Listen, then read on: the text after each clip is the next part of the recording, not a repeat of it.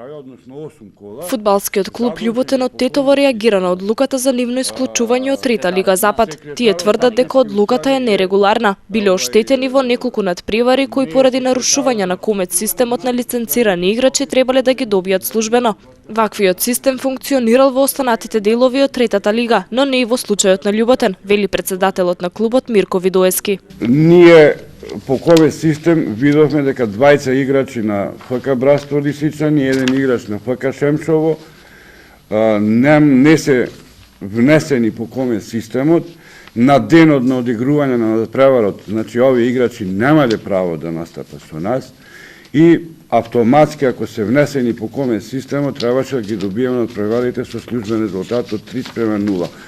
И третиот надпревар што го баравме со службен резултат беше надпреварот со ФК Градец, за кој што настапија немаа доволно играчи помлади од 21 година. Има случај во Трета лига Југ, каде што има еден клуб кој што ги губи сите надпревари со службен резултат, затоа што играчите не му се регистриран по ковид системот. Значи може во Трета лига Југ да се постапува по ковид систем и да се работи, али во Трета лига Запад не може. Затоа што некому не им одговара, можеби не им одговара и нашата екипа, иако сме најстара екипа во Република Македонија. Комет системот покажува низа нерегуларности кај повеќе од клубовите. Лигата во ниеден момент не била прекината, ниту пак некој од клубовите се соочил со соодветна санкција, велат од ФК Љуботен. Тие поднеле жалби до надлежните органи, но наместо решение добиле исклучување од оваа лига. Закажан беше состанок за во четврток во 17 часот со нас од комесарот за надпревари. Меѓутоа, не отидовме на тој состанок затоа што во 14 часот по мејл добивме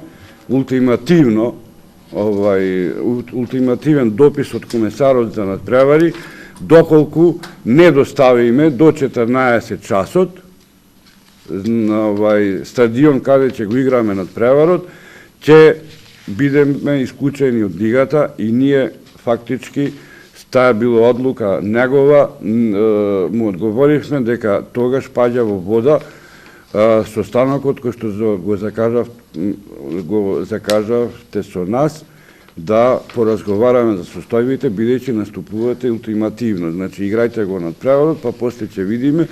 Ние не сакавме да го продолжиме првенството без да се реши нашето барање, затоа што сметаме дека сме во право, затоа што сметаме дека надпреварите не само овие две екипи што ги откривме дека немаат правилно регистрирани играчи, него уште неколку екипи нема, значи многу надпревари се нерегуларни и ние побаравме на тие екипи што досега одиграле, имале нерегуларен настап на нивните играчи, да се сите екипи противнички да ги добијат службено бодовите.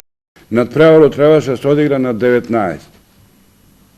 Пред да се одигра надпреварот, на 17 донесена е одлука од комесарот за надпревари, со која што ФК Љуботен се исклучува од лига по основ затоа што не ги одиграл два надпревари, а ние фактички имавме неодиграно еден надпревар, не отпатувавме со Лазим и Кичево, и вториот неодигран надпревар, ако се изгуби службено, значи екипите се исклучуваат од лига.